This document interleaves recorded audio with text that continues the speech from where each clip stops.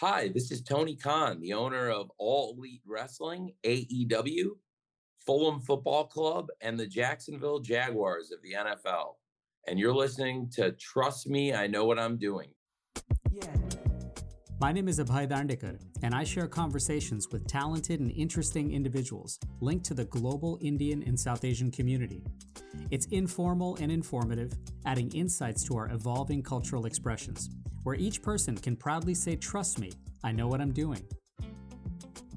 Hi, everyone. Another Super Bowl in the books, and on this episode of Trust Me, I Know What I'm Doing, a conversation with sports executive and owner, Tony Khan. Stay tuned.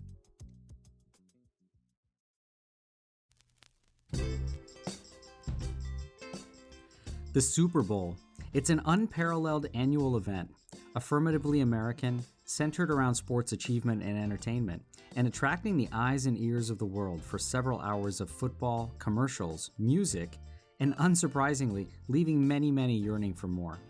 And speaking of yearning for more, thank you so much for listening to this and for sharing it with your friends and family, for rating, downloading, and subscribing wherever you get your podcasts, and for following Trust Me, I Know What I'm Doing on social media at Dr. Abhay. Now, I've been a fan of the NFL my whole life, and while the core of the Super Bowl is professional football's pinnacle of team achievement, its connections and spokes are everywhere. So it was nice to get some perspective from someone with a front row seat to it all in Tony Khan. Tony's a Pakistani-American who, along with his father Shahid Khan, owns the NFL's Jacksonville Jaguars, as well as the very popular All Elite Wrestling and Fulham FC from soccer's Premier League. Tony was born and raised in Champaign, Illinois, and particularly grew to recognize and find his passion for sports, data science and analytics, and pro wrestling, all merging into his professional portfolio. He serves as the CEO, GM, and head of creative at AEW, as a chief football strategy officer for the Jaguars, and vice chairman and director of football operations at Fulham FC. Moreover, Tony's experiences with data science and sports business continue to develop with his company True Media, an engineering firm with a focus on sports analytics, truly at an ever-expanding intersection with ever-growing possibilities. We caught up last week after the Super Bowl for a conversation about it all, and with so many storylines from an exciting NFL playoffs that the Jaguars were a part of, I was curious about his reflections from the game and from the season. Well, it was a great year for the NFL. The game did a great number. It was the third most watched television show of all time. And almost all of the top watched TV shows of all time are Super Bowls. So I think the game definitely resonated with the American football fans. We saw an amazing game. It was very close and competitive. I think two of the best quarterbacks and two of the best teams in the NFL. It was a great Super Bowl. And for the Jaguars, we were in the playoffs this year, and it was for us a storybook season in a lot of ways. So we got a close look at both teams. We played the Chiefs and the Eagles both in the regular season, two great teams. And for the Jaguars, it was really a great game to watch, but also something for us to aspire to. We have a great coach who has experience in the Super Bowls, the Super Bowl winner, and I think we have a really good young core of players. So it was fun to watch firsthand. Yeah, and lots to look forward to more than anything else. I hope so. I really believe that we will have a lot to look forward to. You know, even this year when we got off to a tough start, we were 2-6 to start the season, and at that point, our coach had said we really think it's going to come down to the last game of the season. And when you're 2-6, and then we're 3-7, it certainly didn't look that way to a lot of the media people, but to everyone in the locker room, I think we all believed. And certainly it came down to the last game of the season. So it was a great year for us. And advancing to the divisional playoff was really a great step in the right direction for the Jags. And certainly the game is something for us to aspire to. Yeah. But it was also a great game for the NFL and for the fans. Does momentum in some ways matter? Is it something that carries over in so many different aspects of things, but particularly for a team, right? When you go from sort of a season to another season, you have to now wait and go through the draft and training camps and all the other stuff. I mean, does that momentum actually make a big difference for you? Well, I mean, certainly for the Jags, we got on a very hot run. Yeah. It's hard sometimes to quantify what momentum is Yeah. to a sports analyst. Yeah.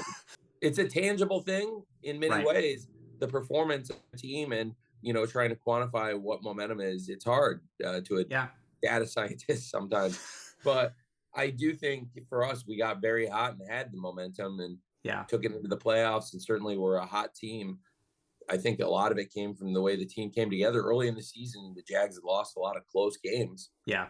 Yeah. And so for us, that was a storybook type of comeback to end the season because we had all of these big comebacks, particularly at home in Jacksonville, Yeah. where in the second half of the season we came from behind against the Raiders, the Cowboys, the Ravens, the Titans numerous times, and then again in the playoffs against the Chargers. So it was a great year and a lot of storybook endings to the games and a lot of great wins that helped us make it a great season and certainly felt like everybody was pulling in the right direction. And, as we record this, we're coming off the Super Bowl. And again, it's a great thing for all football teams and all football players to aspire to. And certainly in Jacksonville, we definitely took steps in the right direction this year.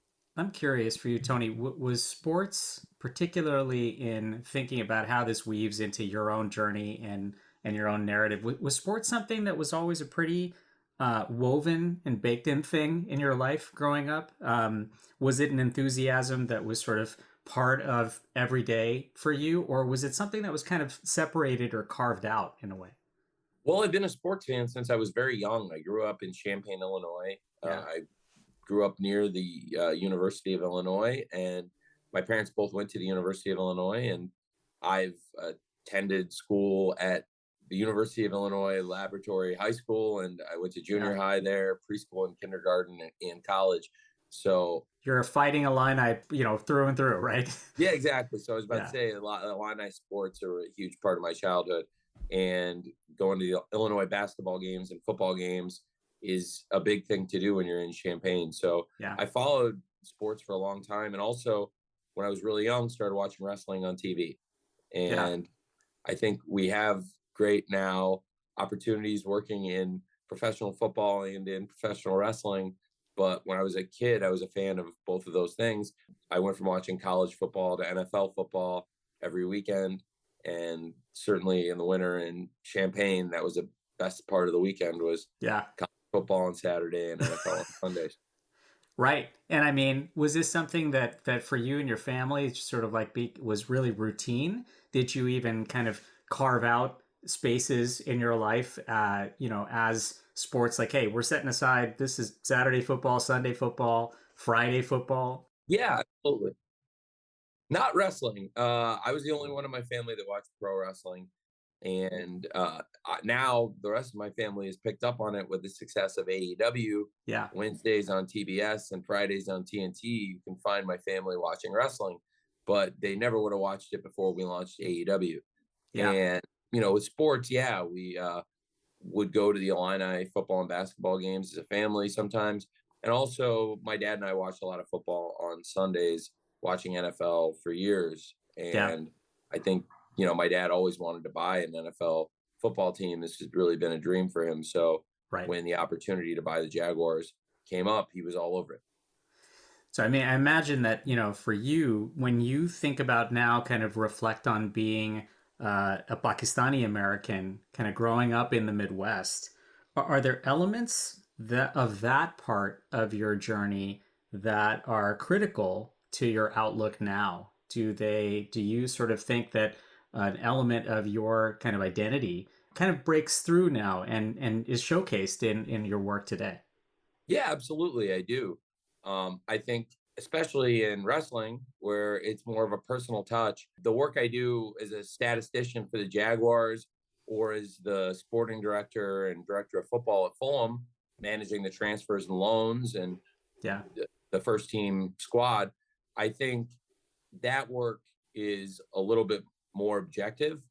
Yeah. And the things I do in wrestling, as far as writing and ideas, a lot of these things I developed. And certainly there's a lot more of my personality in that than there is on the work in football, which is, I think, more objective work. And there are Yeah. definitely opinions and thoughts involved, but I don't think there is much about personal or personality or writing. Sure. stories. And for you, has your experience as a Pakistani American, do you think that gives you a sort of different or a deeper empathy as an executive, as a data analyst, even in curating the brand of these things? I think that based on my observations in America and really all over the world, I've seen that there are a lot of Pakistani and Indian people who love pro wrestling. Pro Yeah. wrestling is on all over the world, and it is popular all over the planet in various countries. This is something not unique to people of our skin color, but I do think Yeah. I've seen a lot of people of our skin color who love pro wrestling, so it is not an exception. And I think I know a lot of people who look like me who watch pro wrestling Yeah. when I was a kid, and I see it now in the fans. So I do think it probably didn't stop me from watching it, but I think just in America or in places all over the world, you see people who watch pro wrestling. So I don't think it's exclusive by any means, but I think it probably there are people of similar heritage to me who also like wrestling, and there are Yeah. people all over America who like wrestling. So whether you're Pakistani or American or Pakistani-American, it seems like it's something you could get into. It's all over the world. It's on all over the world. And we're on in, like I said, over 150 countries now with AEW, and we've only been around for 4 years. And long before that, wrestling had penetrated almost every corner of the earth. And I wonder, I mean, the idea of being a global brand, especially with the kind of background of like straddling different worlds and coming from different cultures, that probably makes it, that much easier. I wonder if it is an accelerator to all these things being so-called less actual American and just more, hey, you can celebrate it as a fan no matter who you are. Yeah, absolutely. I think that's very true. Yeah. I think that's why it's so popular everywhere. Is it's something that could take place in an arena in any country. Yeah. What's been maybe the hardest part about, or even a challenge, doesn't have to be a difficulty or a real issue, but have there been blind spots or even challenges about being a South Asian American or a Pakistani American sports executive? Because there's not a whole lot of colleagues who perhaps look like you or are, in that same sort of arena. Does that matter to you? Does that matter to your dad? I think it does matter. It certainly sets a really good example to other people. I see people come up to my dad all the time and say, you're a hero to me. You're the first Pakistani person to own a NFL team. And, that people have come up to say they really admire and idolize him. I would have to say, to me, he's an inspiration, an idol to me, but I know that, he's been that to a lot of other people too.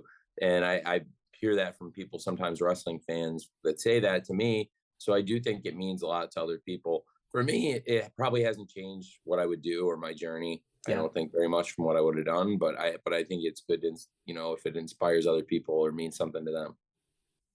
You're listening to Trust Me, I Know What I'm Doing. After a quick break, we'll come back to our conversation with Tony Khan. Stay tuned.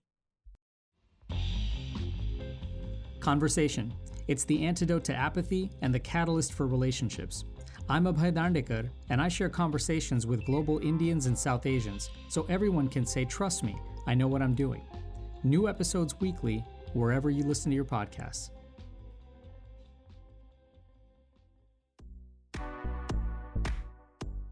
Hello everyone, my name is Tam France, and you are listening to Trust Me, I Know What I'm Doing.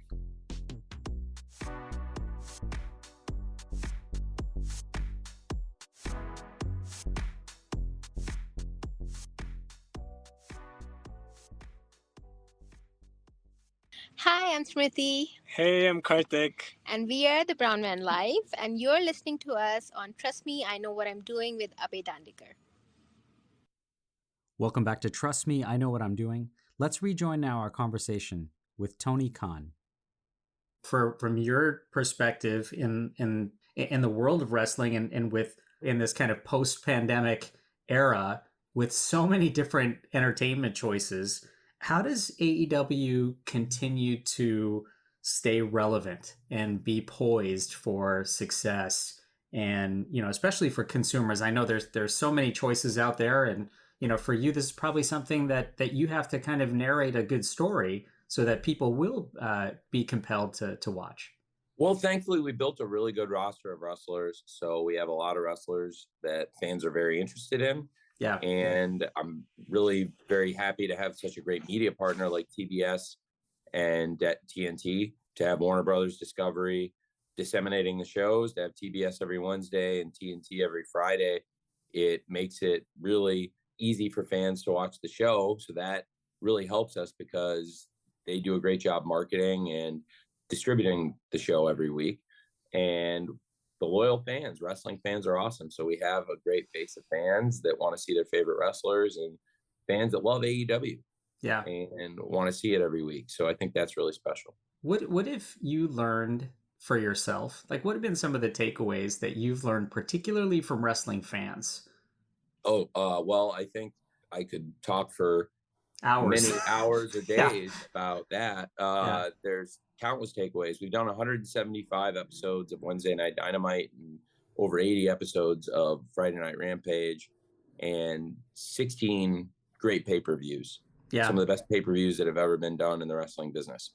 And I'm really proud. We certainly had some of the great matches and top to bottom, some great stories. And I think the loyal fans that come in week after week know they can count on AEW on Wednesdays when you tune into TBS, or Fridays when you tune into TNT. You're going to see some great matches, and we'll follow up on great stories and build new stories. And almost building a lot of trust with fans so that they can actually. We do. We have. And we built up a lot of trust with our fans. We have great fans. So I think that's a lot of it. And, it's a relationships business, relationships between the people backstage and relationships between the company and the fans and the wrestlers and the fans. You're someone who, you referred to this a little bit earlier, talking a little bit about data and data analysis. And you're someone who's passionate about data, especially to thrive in this business of sports. And I'm curious how you think the power of instinct and experience blend in with that power of data analysis. I think that it's a huge part of it. I think that some of that is in the performance, which is captured by the data. So whether it's in American football in the NFL or in English football in the Premier League, I believe that you have a really good base of data, good ways to capture information from the games. And you can learn a lot from the games and how people play in them and what they do and how the teams fare. And there's much information to be gathered, and there's great providers, including a company that I own and operate with a great team that's called True Media. Yeah. We provide engineering and analytics services for 25 out of the 30 Major League Baseball clubs and ESPN and a number of great media partners and The Athletic, a lot of great places getting data and analytics for their sports media from True Media. And so as far as data capture, True Media works with a lot of the great companies, whether it's the Next Gen Stats in the NFL or Opta in the Premier League, and capturing information and then trying to bring it into a usable, a functional thing that we can utilize to make decisions and hopefully give information. And I think a lot of that about personality and, the makeup of a player is captured in their performance and their usage, but not all of it. Yeah. And that's why it's important to have context and have human scouting and that instinct and experience and sort of like blend that in with it. Yeah, it's huge. And that's what we do a mix of.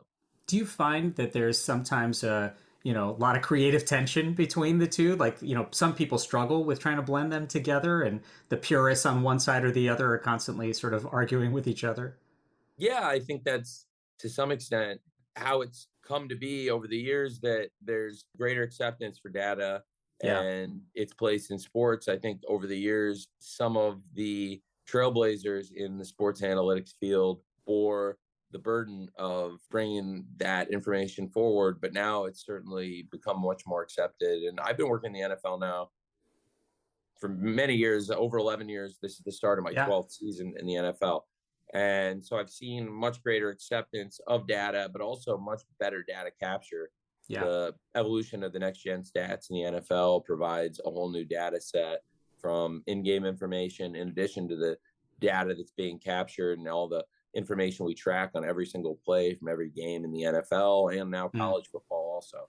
So it's a lot but I think that there's really good data in there, really good information, and then certainly person's character and the personal information adds a lot too. Let me ask you this. I mean, a lot of sports experiences, I know that my sports experiences, sounds like your sports experiences growing up in Urbana are based on endearment of athletes to fans, and kind of a nostalgia for the achievement that we see when we watch a game or we experience a moment. Is building that endearment and nostalgia equally important to the sports executive? And for that matter, are data purists sometimes prone to ignoring that? I do think that building that connection is really important. I also believe that players, whether you capture their data or look at their data, I believe that they're still real people. Yeah. And the players with good stats and good data tend to be just as good a people as the people with bad stats. And honestly, probably a better group because they're playing in the game. So they must be functional enough where the coach can, trust them to be a dependable person in the games. Yeah. And they're showing up for all the games because they're playing in them.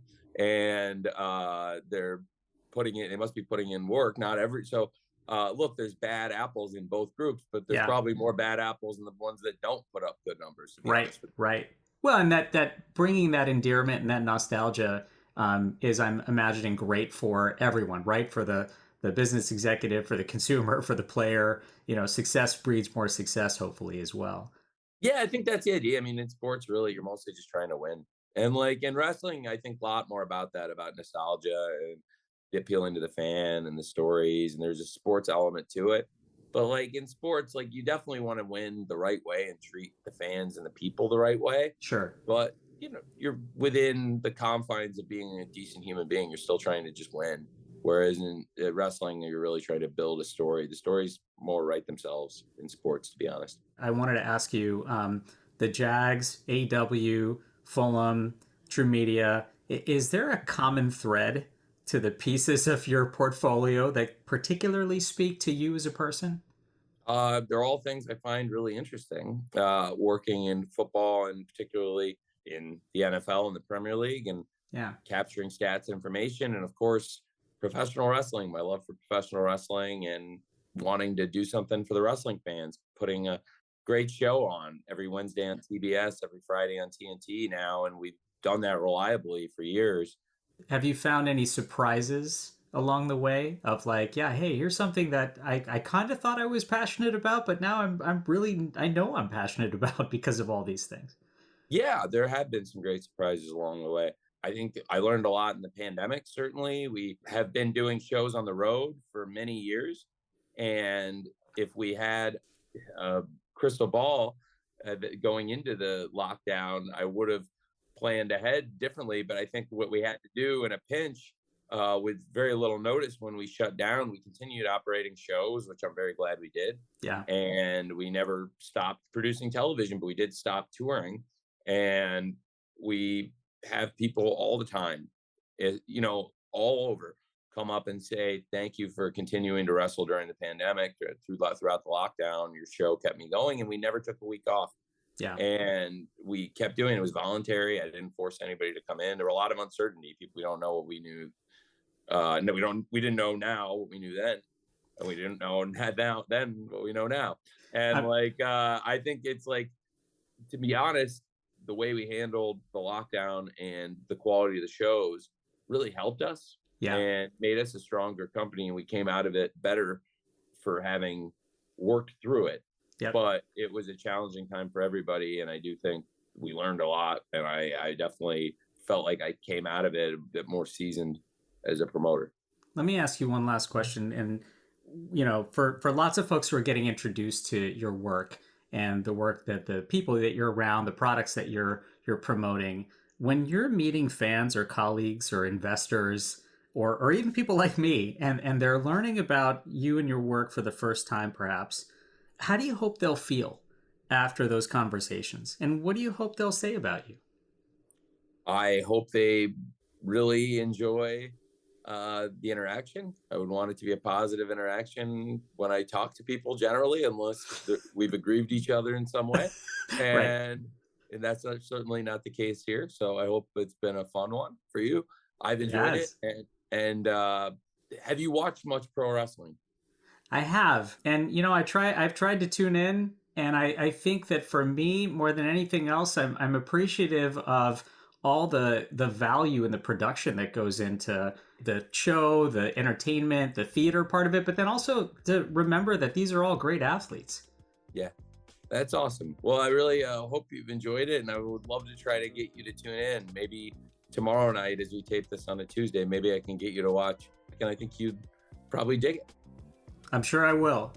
Tony, thank you so much for joining us. What a treat to connect with you, and I hope we can do it again sometime. Oh, I would love that. This was really, really fun for me, and thanks for giving me a chance to talk about what we do at AEW and the Jags and Fulham, and thanks for all your great questions. I really enjoyed meeting you and visiting with you. Thanks so much, Tony. I will indeed check out more AEW, Premier League soccer, and NFL games next year. I also won't pay attention to white balloons in the sky, but my deepest thoughts for peace and harmony are with the gem of a man that is President Jimmy Carter. Till next time, I'm Abhay.